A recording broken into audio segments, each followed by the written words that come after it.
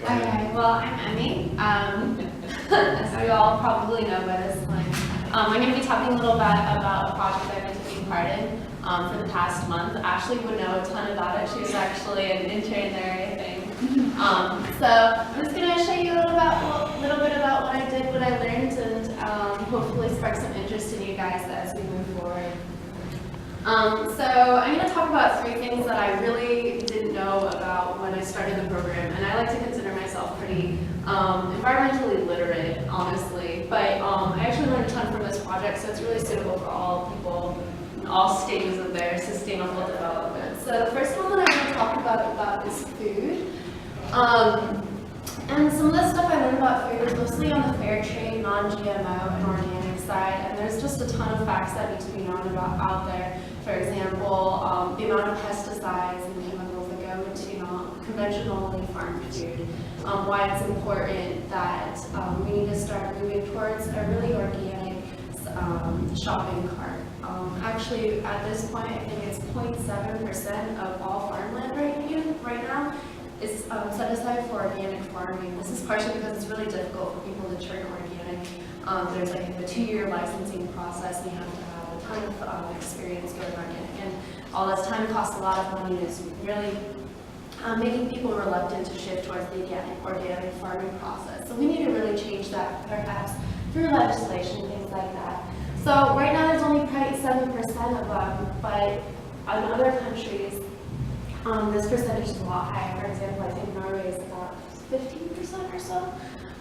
So we should really try and push our legislation to change that. And actually, the demand for organic farming or organic produce is growing by about 15% per year. So I mean, there really is a demand for it. We just need to make it happen legislation. Another one that I want to talk about is style. A few days ago, I participated in Ball Shred. If you don't know about Ball Shred, it's the clothing exchange store held by Art Lab on campus. And it's a really great opportunity to swap around clothes. And style is really important to know about because we throw away about 40 pounds of clothes every year. And we could just recycle this, and we could save a ton of money for ourselves and prevent a lot of stuff from going into landfill. So that's something that I really learned about. I had no idea about it at the beginning of challenge, but now I do. There's a really cool documentary on this that if you want to check it out, I guess I can send you a link to my card, but you can check it out yourself.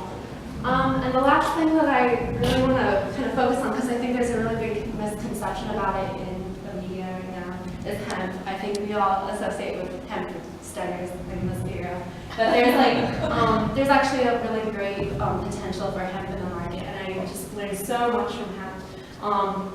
You have over 50,000 uses for it. You can make fiberglass for cars. You can make beauty products from it. You can make so much clothes, and there's a lot of potential to make a lot of paper. For example, hemp has a maturity time of 4 months, whereas trees have a maturity time of 20 years.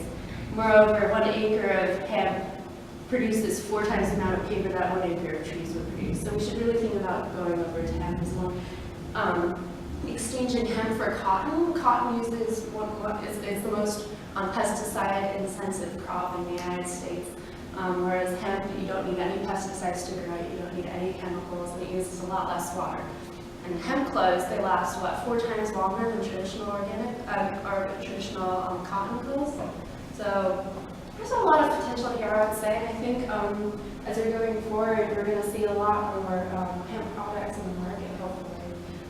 And again, we need to persuade our legislation that moving in the pink direction is really important. So that's basically all I had to show about that.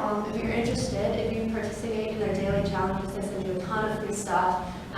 If you're one of the last 14 people, I think they send you up to California to compete for a $5,000 prize.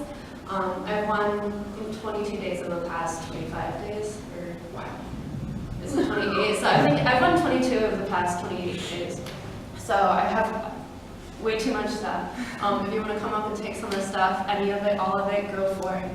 This is for the taking. So that's basically all I had to present. If you want to talk to somebody else to talk to would be Ashley over there. She's a pro at all of this. So talk to her and me about this. So you can really get a lot out of it, I think, if you go for it. So next year, make sure to sign up, and there's a few days left if you want to do it still. So present it.